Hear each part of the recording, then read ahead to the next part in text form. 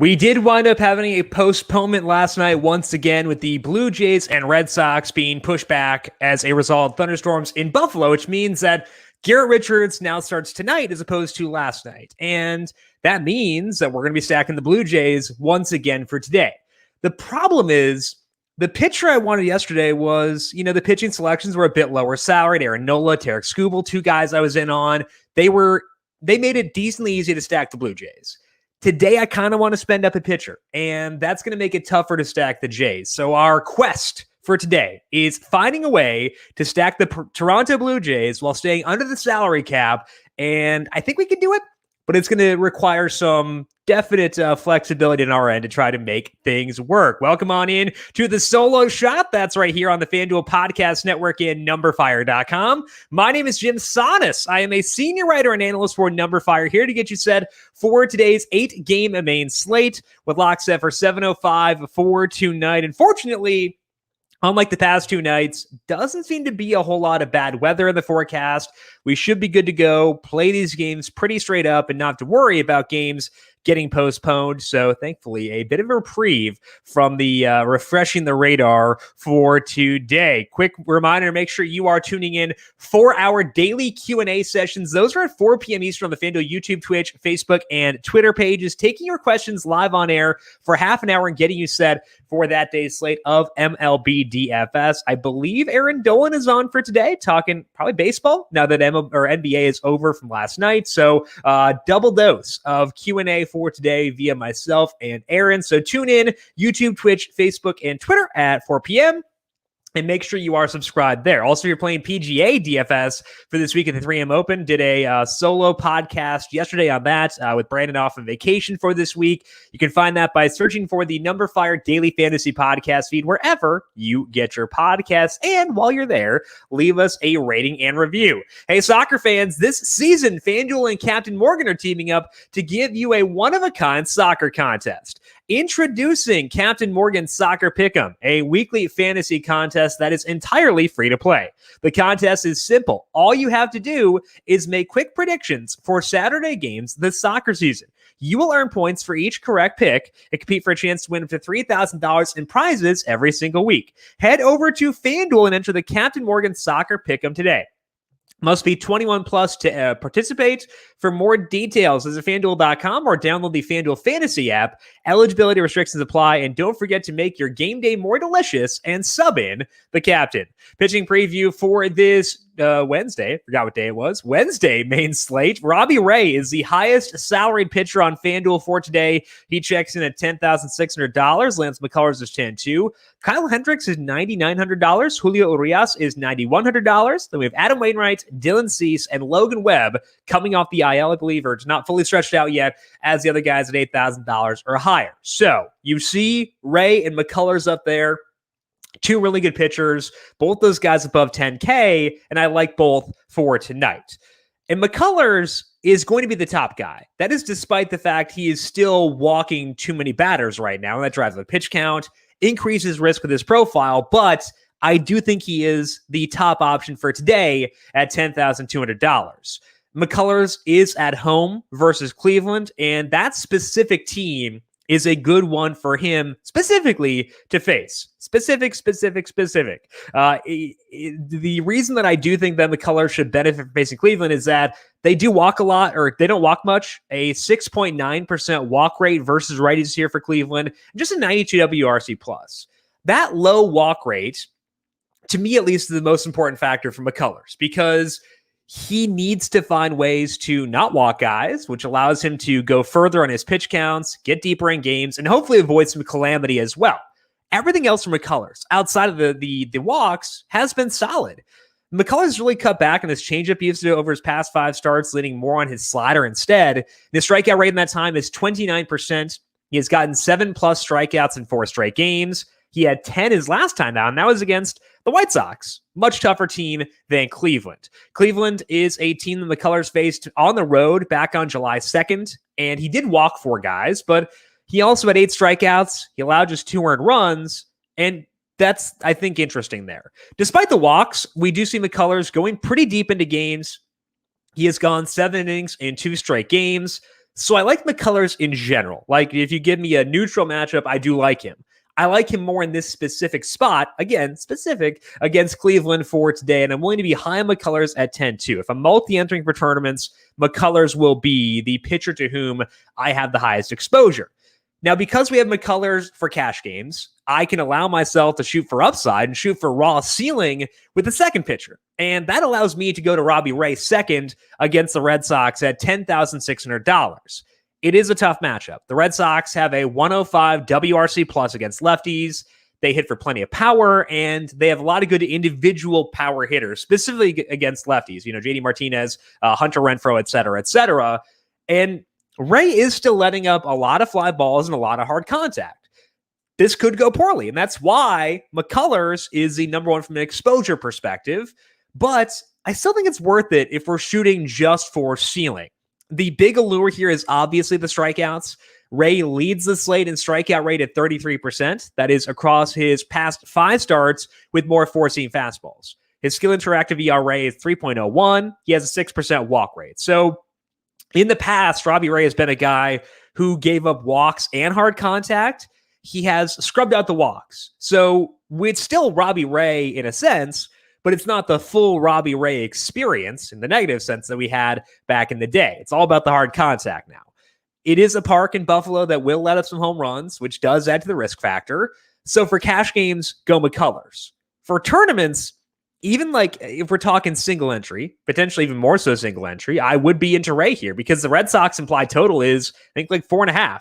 That should put a lid on the popularity that Ray generates because people care more about implied totals than they should at pitcher. So they're going to avoid Ray, at least some people will, as a result of that. He has the best upside in the slate, though. So I want more exposure to McCullers if I'm multi-entering for tournaments. I think his like probability of hitting is higher. However, if it's single entry, I am fine risking it with Ray and hoping he keeps the ball in the yard for tonight. So for single entry, I think my top guy is Ray. If I'm multi-entering for tournaments, I want to have most exposure to McCullers, but I would like to be overweight on Ray and play things that way. Both guys are awesome. Both guys are pitchers I want to use, but I do think that they thrive better in different formats based on the assumed popularity, specifically of Robbie Ray. As for the value pitcher, I do like Dylan Cease, and I like him quite a bit. And I like him enough where, despite the fact that I like McCullers and Ray, I still want exposure to Dylan Cease in tournaments for tonight. He's facing the Twins, and they're not a bad offense. They're not one I actively target with pitchers very often, but they're also not one we need to avoid right now. And I think that Cease does make sense here at $8,600. Cease has this awesome curveball. He has a 41% whiff rate on it, according to Baseball Savant. The xWOBA against it is 182. He gets some ground balls out of that pitch too, and it seems like Dylan Cease understands this. His usage on that curveball is up to 21% over his past 8 starts, and all those have been since the sticky stuff discussion began. The results in that time with the increased curveballs have been mixed because his ERA is 4.60, but the peripherals are awesome. He has a 32% strikeout rate. Cease has a 3.28 skill interactive ERA. That skill interactive ERA is the 3rd best mark on the slate for each pitcher in their most relevant sample. He does have 2 double-digit strikeout showings. One of those was against the Astros last week, a much tougher opponent than the Twins. Now, it's worth noting that he has faced the Twins twice in the span. He had 15 strikeouts across those 2 starts, but he let up 6 earned runs in one of them. So, I mentioned before the bad results. The Twins are part of the reason the results have not been as good. But like, again, if we're using McCullers for safety, we can focus on upside elsewhere, and Cease has upside. And I think that makes him a viable option. So Dylan Cease, definitely someone I will turn to for today. If you just want safety, go McCullers. But if you're looking for upside, both Ray and Cease make a ton of sense, and they're both guys to whom I would like to be overweight for tonight. So to me, it's McCullers for safety, but then Ray and Cease for volatility and upside. And I would say that Cease is a consideration for single entry tournaments as well. So let's move now to stacks and go to the headliner for today, which is the Blue Jays, because their game got rained out last night, which means that Garrett Richards will pitch tonight instead. This is the only situation across this entire slate, 16 total starters, where there is a starter I want to stack against facing a good team, a good offense that I would want to stack actively. So I think despite the popularity, we should be all over the Blue Jays once again. The logic from last night directly translates to tonight. Richards has been struggling since the sticky stuff discussion began. He has just an 11% strikeout rate across 5 starts with decreased movement on his four-seam fastball. He's let up a lot of hard contact in that time. So the Jays absolutely stand out from a stack perspective. The problem is we have to figure out how to afford their salaries because McCullers is 10-2, Ray is 10-6. With Cease, it's not as big of an issue. So that one's fine. But and it's not like the salaries on McCullers and Ray are terrible. They're very palatable. But they're also not values. So we have to decide how do we stack the Jays while still using those 2 pitchers for tonight. We could turn to Kevin Biggio at $2,500, but he's not hitting the ball well right now. They bumped it down to 8th in the lineup. So I think instead I want to pepper the mid-range here, which means George Springer, Bo Bichette, Teoscar Hernandez, Randall Grichuk, Lourdes Gurriel. Live with those guys. Live in that mid-range, the guys between $3,300 and $3,800, and then find a lower salaried second team to stack. Luckily, that will work for today. There are 2 lower salaried stacks that we can like, so it might not be easy to stack the Jays while using Ray or McCullers, but I think we can make it work, and I'm going to try to for today. So the Blue Jays are the priority from a stacking perspective for today, and I will bend over backwards to make sure I can stack them.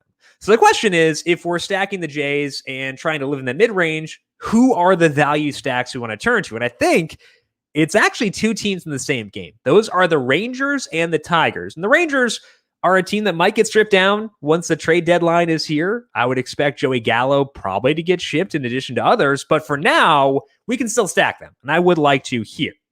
They do help us a lot from a salary perspective outside of Gallo. They're facing Matt Manning. Manning is up to 5 starts in the majors, which is not a small sample, and the strikeout rate in that time is still under 10%. His hard hit rate is 41%. So if you're going to have a strikeout rate that low, you've got to be an outlier in the batted ball department, and Manning is not. We've seen that bite him at least once before. He let up 9 earned runs against Cleveland back on June 28th. He hasn't let up more than 2 earned runs in any of the other starts, but his expected ERA at 6.08 is very high. I'm not sure if those quality outings or those non-bad outings should scare us off, because this is all in line with what happened to him in the minors as well. Bad results down there, rough results in the majors so far. So yeah, the Rangers are not a great team. They're WRC plus versus righties 87, but they've got individual batters I like, and they give us a lot of value here. Joey Gallo and Adolis Garcia are the only guys on this team with salaries above $2,500. So I want those 2 for sure, but Nate Lowe hasn't been hitting for much power recently, but the hard contact is still there. And that to me says, okay, Lowe deserves to be in a rotation at $2,500. It will depend on what the lineup looks like as far as who else I want to turn to here, but we can talk more about that in the Q&A show later on for today. But for right now, I think that you can count on Nate Lowe as being a value play. Adolis Garcia is $3,100. Gallo 37 might be tough to get to at the Jays, but I think we can make it work. So we'll see how things pan out here. But for right now, the Rangers, a team I want to turn to see what value crops up once the lineup is out. I do think, as mentioned, that the other side of the game is pretty attractive too. The Tigers are facing Jordan Lyles, and the Tigers offense hasn't been too shabby recently. They bit me when I used Kyle Gibson against them last night, and they've been good before that too. It's not just that one game where they were good. This has been happening for almost 2 months now, where the Tigers offense has been pretty solid. So I'm willing to stack them here. Lyles has had a lot of, changes throughout the year, changes in his pitch mix, et cetera, but it seems like things tick down for him with the sticky stuff discussion beginning, and Lyles has reacted, trying to compensate for the new state we're living in. He added a sinker to his arsenal. The usage on that pitch has been increasing over the past month, and if we look at the past 4 starts, the usage on that sinker is 17%. You would think that adding in a sinker would help the batted ball data. It hasn't done that yet for Lyles, though. His hard hit rate is 44%. The fly ball rate is 42%. He did have 3 good starts in this time out of 4, and they came against teams with similarities to the Tigers. They were not elite offenses. But for each of those, his peripherals still were not that good, and it hinted that some runs would eventually come. That's exactly what happened the last time out, where he let up 4 home runs and I believe 6 total earned runs in that game. That was against the Blue Jays. The Blue Jays, shockingly, a better offense than the Tigers. So don't necessarily take that to mean we should expect the Tigers to duplicate that here. But I do still think the Tigers should grade out well here as a result of the peripherals Lyles has had. And just in general, he was stackable against earlier on this year too. So I do think that the Tigers are a pretty solid option. And there are enough guys here I think we can feel good about. Obviously, Jonathan Scope has been tremendous recently. Akil Baddoo is a 2 sources of upside kind of guy with a ton of steals recently. Robbie Grossman, same thing, can steal bases, can hit home runs. So those guys definitely work. Eric Haas is the value option here. Likely at 6th. He has a 171 ISO versus righties.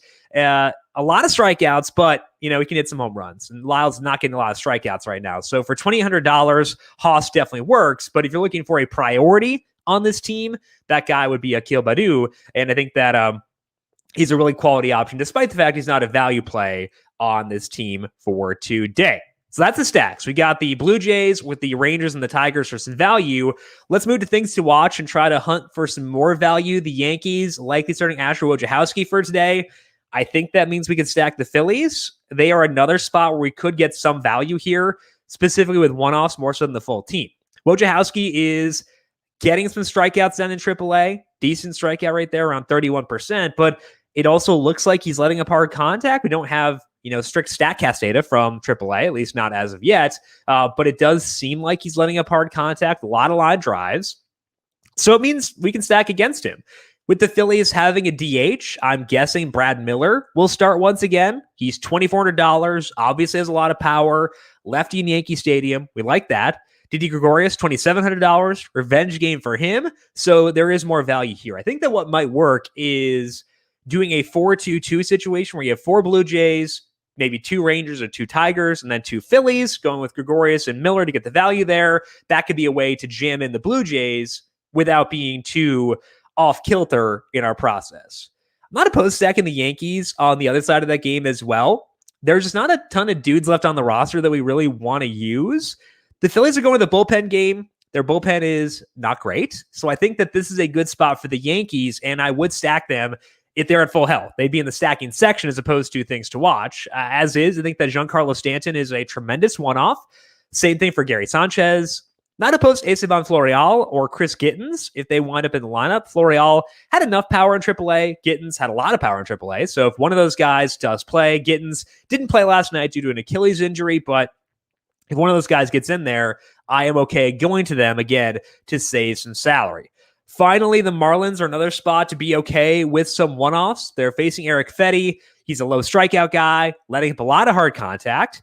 He's not letting up a ton of fly balls, and the Marlins are pretty beat up, and that's why I don't want to go beyond one-offs with them. But I do think that sprinkles of their upside guys, Duvall, Aguilar, Arte, those guys could work here. So the Marlins, Yankees for one-offs, and then the Phillies in addition to the other options for stacking for today. Let's wrap things up here with some dinger calls for tonight. Did not get to utilize either guy last night because Vlad's game got rained out. And then we had Brendan Rodgers not in the lineup for the Rockies. So the home run calls will hopefully play for today. The boring one, Joey Gallo. I know, pretty boring, but hey, whatever. I think he should go deep against Matt Manning. So Joey Gallo, the boring call. The fun one, maybe it's not super fun given that he has played pretty well this year, but I think that Akil Baddoo is a really fun one. And if he doesn't go deep, I'll probably swipe a bag anyway. So really high upside play, the kind of guy you want to use in DFS. So home run calls for this Wednesday, Joey Gallo and Akil Baddoo. That is all the time that we have here for today on the MLB DFS podcast. But as mentioned, back once again later on today with the 4 p.m. stream. We'll be able to look at lineups, try to see who's hitting where, see if we can scrounge out some more value to make the Jays plus Ray or McCullers a bit more obtainable earlier on. I think we can make it work, but we'll see who actually fits that strategy later on when lineups are announced. That's again on YouTube, Twitch, Facebook, and Twitter. Also, make sure to subscribe to the numberFire Daily Fantasy Podcast feed wherever you get your podcasts, on Apple Podcasts, Spotify, Stitcher, radio.com, Google Podcasts. If you name it, we're there. Leave a rating and review as well. If you have questions for me before 4 p.m., I am on Twitter at Jim Sannes, JimSannes. You can also follow the FanDuel Podcast Network at FanDuel Podcast. Big thank you to everyone for tuning in for today. Good luck to you with your MLB DFS lines for tonight. We'll talk to you once again tomorrow. This has been the Solo Shot right here on the FanDuel Podcast Network.